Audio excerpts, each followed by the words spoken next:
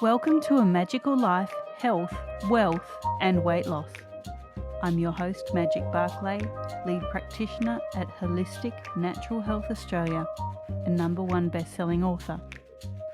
In this podcast, I aim to give you practical tips on how to accelerate and sustain your health, increase your financial, spiritual and emotional wealth, and to look at something that haunts many of us needlessly, weight loss.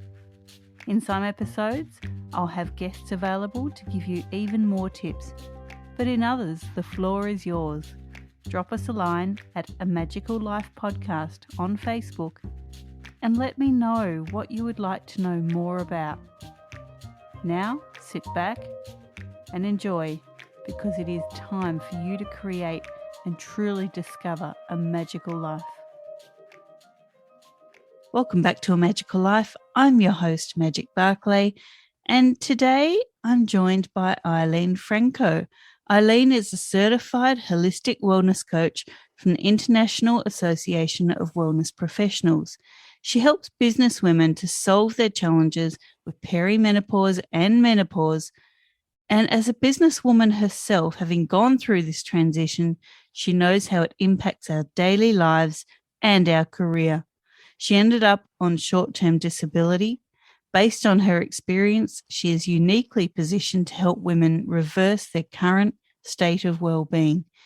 She uses the same natural tools and strategies with her clients to transition them to a healthier diet and lifestyle that will better serve them, kickstart their metabolism so that they can lose weight and create a physical transformation. She's been a guest on several podcasts speaking about how to navigate menopause successfully and letting go to find your flow.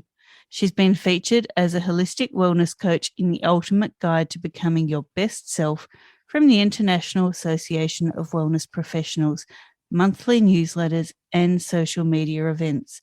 Eileen has 3 children and worked in corporate America for 36 years. After experiencing a health breakdown 8 months into her transition to perimenopause and having to reclaim her own health, she resigned from her corporate job to align with her heart and help other women during this transition, to educate them on what is happening during this natural process and what they can do to recover their body with natural solutions. She's also working with organizations who are willing to create a space to support women transitioning into this new phase of their lives. Welcome, Eileen. Thank you, Magic. I'm so happy to be here. Thank you for being here today. Thanks for joining me. And just off air, we were talking a little about menopause and all the little gifts that it gives us women. And, who knew that in this day and age, menopause would be such an issue? Because certainly in previous eras, it was just a point in time where women weren't having any more babies. And now it's such an upheaval in our lives. What do you think is behind that? Is it that we're consuming so many exogenous estrogens? Is it our lifestyle? What do you think is really making that change so awful for some people? Well, Magic, I think there is several factors that is contributing to the situation that is happening with menopause and why it's being talked about more now than ever. Although there still seems to exist a stigma in society about menopausal women, nonetheless, these symptoms and health issues that arise have a lot to do with most basically what you've mentioned, all of it. Your lifestyle. How is your lifestyle? Are you constantly a woman on the go, stressed out, overwhelmed, piling on more stuff on your plate with an inability to say no? Stress not only contributes to our health issues, but it contributes to the symptoms of menopause. And it also contributes to not helping us lose weight. So stress is one of the major underlying causes of the menopausal symptoms that we experience. And it contributes, and that is because of our lifestyle. Our lifestyle has a lot to do with it. The current lifestyle that you had up until you started transitioning no longer serves you. I learned that the hard way and ended up in short-term disability due to being under a lot of stress for several years and not sleeping because of stress. It took a toll in my body. I also believe that our agricultural practices, the pesticides, the chemicals that is being sprayed on our food heavily contributes to that. We are ingesting toxins every day, even through through the lid of a coffee cup, because that lid is plastic and that contains toxins in it. So those two things are huge. We're constantly eating outside at restaurants, we're socializing, and we do that mostly through food. And unfortunately, the agricultural practices and the farming are using chemicals that are really not, are heavily sprayed. And then you have the estrogen mimickers, food that mimic estrogen that can contribute to giving us additional diseases. So we have to be very careful with what we're eating and take care of our body even more so. Couldn't agree more. And hasn't soy become, I guess, everyone's wonder food? You know, we're going for soy lattes. And you were talking about the estrogen mimickers. Soy is just so bad for you. Like, how did it become this fake hero? Well, I'm not too familiar with how I was reading up on it, and there is conflicting stories about soy. I myself keep away from it because I read that the only way to consume soy is organically. You do not want to go ahead and ingest soy that it's not organically grown because it does increase and it mimics estrogen, but it does. Some people find relief in it, but some people have reported that they have had health issues with it. So I believe it's all based on your biochemical individuality, that 5% that makes us unique and how your body's going to react to it. But I would need to be more versed in it, Magic, to be able to give a more complete, thorough answer. Sure, maybe I should do a whole episode on soy for everyone.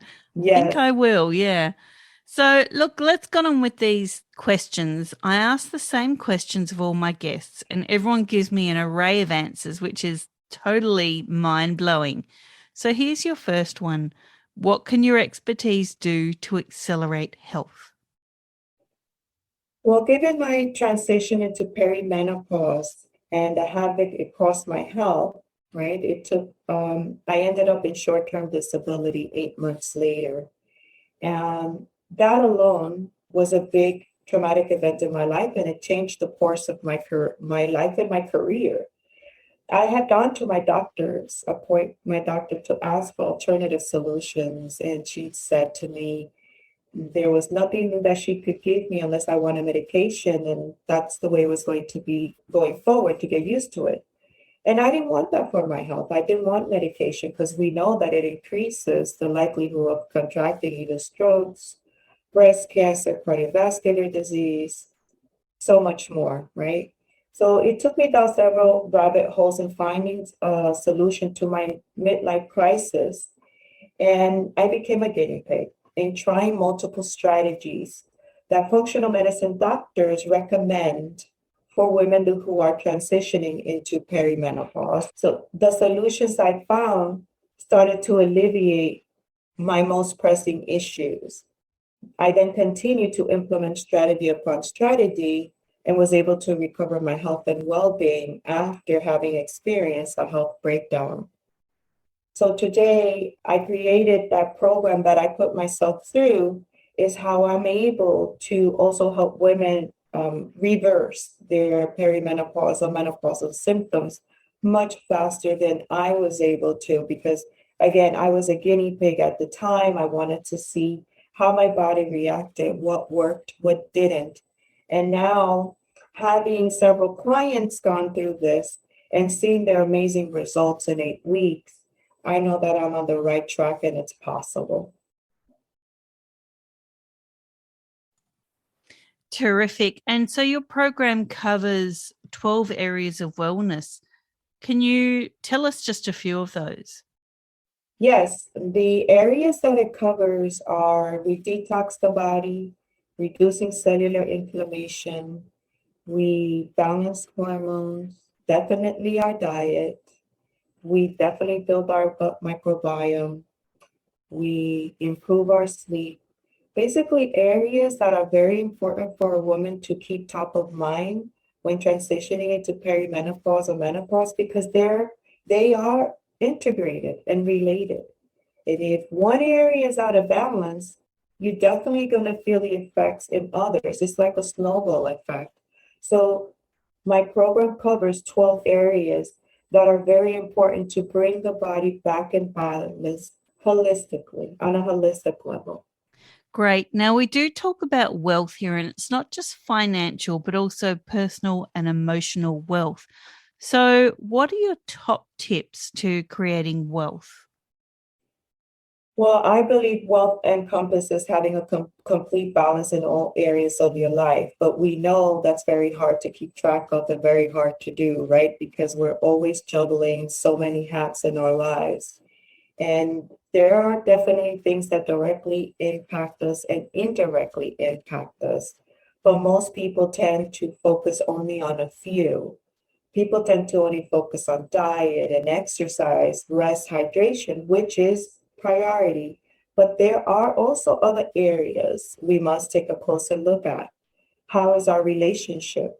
Is it toxic? Is it peaceful? How's our finances, our mindset, our spirituality? Are you waking up to your purpose and passion? Have you found it?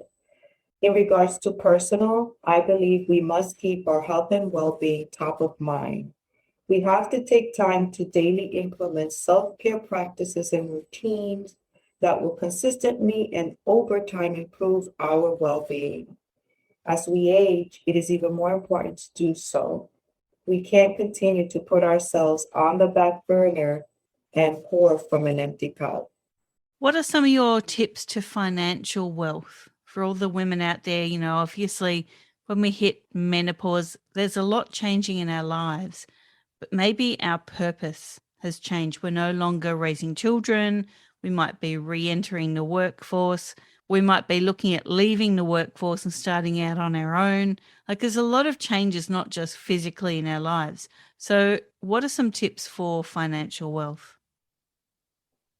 In regards to financial, I believe that especially when we're in midlife and we're transitioning, we have to really work with a financial advisor to help us look at our options because they are expert in their areas and they know what's available and what can help us achieve financial stability and security much faster. I know that for in my situation, because I reclaimed my health, but also recreated my career, I was able to prepare in advance by my finances, resources that I have saved. It's very important to make sure that you have a savings fund for a rainy day or for when you do want to make a change in your life or career. It's important to cross out or eliminate things that are not necessary to do. For instance, if you constantly are shopping, which is one of the things that I would do when I was feeling kind of down or depressed, I would go shopping. And once I became aware of that pattern, I stopped doing that and redirected that into something more healthier. And in turn, it helped me to save money. So those are the few tips that I can offer, but there's tons of them. And I was a financial advisor myself. You really need to be able to try to target it and get out of your debt. If you have debt, it's very important to create a plan that you can clear your debts and it's possible. And again, you can work with a financial advisor that can show you tips on how to do that. And how would you suggest that women approaching this transitional time in life increase their emotional wealth? If there's anything that I've learned throughout all these years, is that people project onto you what's inside of them. You need to be able to identify when people are coming at you, projecting onto you what is not yours, but theirs instead. They're projecting what's inside of them onto you. It's very important that we become emotionally intelligent because it will greatly benefit from those type of projections that are being directed at you. You're able to not take it personally, but in turn, you're able to help the person realize, hey, this is really not coming from me. It's something that you feel inside yourself. It will help to save a lot of tears and suffering. That's one of the things that I greatly am glad that I was able to learn because people were projecting onto me all the time, and I always took it personal until I realized, wait a minute, this is not me, this is them. And this is how they feel about themselves. This is how they see their situation. This is something going on within them. So becoming emotionally intelligent is very important. It certainly is. And really understanding who you are, the fact that your body is making some changes doesn't mean that you're changing. Really knowing what you stand for, who you are, what's important to you, rather than basing it on, I'm getting a little fatter, my hormones are changing, I'm slowing down. That's all peripheral, that's external. That's not who you are. Totally agree, Magic. I always say this. Self-love is really fully self-acceptance. We fully have to accept ourselves in whatever shape, form, size we are in, because that's the greatest form of self-love you can give yourself. And it really doesn't warrant us any worry comparing ourselves to anyone else because everyone else's journey, body, health is totally different. We are changing and our body does change. And I myself gained 20 pounds, but I wasn't worried about it. I was going through a transition that I was not aware of. And I tried to find what best way I could support my body. And, when you look at things from more of a health benefit than a cosmetic one, I believe you have more success. Totally. And you just mentioned gaining 20 pounds. So I think in kilos, that's about 10 kilos. We do talk about weight loss here. And I guess many of us want to hear that if you struggled with your weight, what was your trigger to losing it? And also, what did you find were the key factors in that weight gain? Was it stress? Was it hormonal changes? And how did you combat that? So in 2017, I started having weight gain unexpectedly without really understanding where it was coming from. I've always been one to work out and exercise. That's what I thought wellness was. Of course, until I had a health breakdown that led me to learn so much more of what that encompasses. But I was gaining weight, and what triggered it was that I tried to work out and change my diet several times, and my body was not budging. In hindsight, in 2019, when I transitioned into perimenopause, I understood that I was already transitioning into midlife, but was not aware of it at the time. It just became more apparent in 2019 when I started experiencing erratic symptoms and my body was just having chaos every day. So what triggered me to try to lose weight was the how I was feeling really.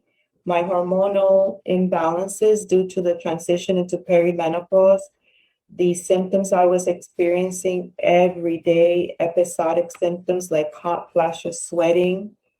And I didn't want to continue living my life like that. My doctor told me to get used to it. This is the way it was going to be moving forward, but you can't call that a life living with those symptoms. So that really was the trigger for me to try to find a solution to the hormonal imbalances and at the same time figuring out what was going on, how to bring balance back to my body, understanding that stress was one of the biggest underlying causes. Toxins in my body was the second underlying cause. And the third one was my diet. That really set me up for success because understanding that those three affected my body and how it affected my body, not only in my symptoms, but in gaining weight, that helped me to get on track with bringing balance back into my body and taking supplements to help in that endeavor. I think it needs to be noted here that as we approach menopause, we can't do the things that we used to do. So going on a low calorie diet to lose weight is one of the worst things that you can do because you're no longer making hormones from your brain ovary axis. You're making them from your brain adrenal axis at the transition time. And if you're not using that axis correctly, then you actually need body fat to make the hormones. So this is why we gain that spare tire, low down, sitting on the hips. And we go, oh, we'll go on a low calorie diet. That is just reducing your estrogen way too quickly. And that is what will give you your hot flashes. That is what will give you your night sweats because you're not equipping your body with what it needs, which is good fats, to make your hormones. And you mentioned exercise. There's another point that going for a run when you're in menopause or going into menopause is probably not the best idea because your body sees that as a stress. And having just mentioned the brain adrenal axis, that's your stress axis. So if you're adding extra stress at menopause time, your body gets confused. And so it sees the stress of running as a threat. So you're much better off doing body weight exercises, resistance exercises, leisurely walks, anything you can do to bring that stress down. Do you have any other tips to bring stress down? Yes. So stress is the overproduction of cortisol, which is, of course, done by the adrenals. And many women in the population, well, at least in the US population, 66% of women have adrenal fatigue. And that has a lot to do with, of course, having the busy lifestyle. We have a hormone hierarchy, and we have to take into account that hormone hierarchy. And that is one of the hormones. The top one is, think of it as an org chart. You have oxytocin, which is your number one, which is your love hormone. And then you have cortisol. Oxytocin controls cortisol. And then you have cortisol controlling insulin. If you can't control cortisol, your insulin will also be high, causing you to store fat. And that is why stress affects your inability to lose weight. So in order to reduce stress, not only what you've mentioned, exercise, you can't do strenuous exercises because then your body thinks it's stressing and then insulin will start storing fat. And this is what happens when we gain weight. There are techniques that I use to address stress. And again, this goes to having a self-care routine in place every day that you keep improving on and adding on. So for instance, doing breathing techniques, taking time in your day to close your eyes and meditate or pray, whichever your preferences are. Doing yoga. Yoga, it was my go-to when I experienced my health breakdown. And it really calms you down. It brings stress down. Taking a walk, breathing exercises, listening to music, crocheting is one of my best, or knitting for those that knit. Really to try to get your mind off stress, any strenuous situation or thoughts that you're having, because stress is not meant to stay in your body. Stress is meant to pass through. And when it stays in your body, that's when it creates a lot of havoc. So it's very important to be able to implement daily routines, just the ones like I mentioned, but also journaling is another great one that you can do. Gratitude, prayers, meditation, focus on what you have and what you don't have. And again, say no if you have too much on your plate. Some great tips there, very useful tips, and I hope the listeners do implement their self-care strategy. Now, we love freebies here, and you can give the listeners an ebook, The Top 3 Tips to Start Rebalancing Your Hormones. That can be found at www.radiantwellnessco.com/rebalancing-hormones. That is a great gift to offer the listeners, and I urge everyone to get onto that ebook and really gain the wisdom on rebalancing your hormones. We've discussed how important they are.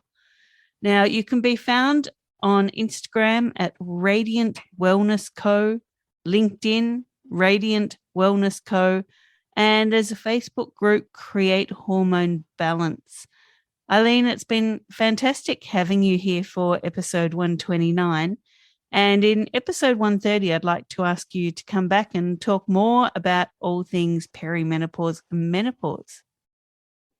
Thank you, Magic, for having me on your show. I'm very happy and grateful that you gave me the opportunity to provide value to your listeners. And yes, please grab those freebies because that's the foundation of where to begin to restart balancing your hormones. And I look forward to coming back to the next episode to talk about perimenopause and menopause. Fantastic, listeners. Thank you so much for your time. This was your episode 129 of A Magical Life. And now, listeners, go forth and create your magical life. Thanks for listening today. Please subscribe to hear future episodes, leave a review, and share this podcast. You can follow us on Facebook at A Magical Life Podcast or at Holistic Natural Health Australia. That's holistic with a W. You can find us on Instagram at Holistic Natural Health or at www.holisticnaturalhealth.com.au. That's where you'll access all sorts of articles, freebies, and more.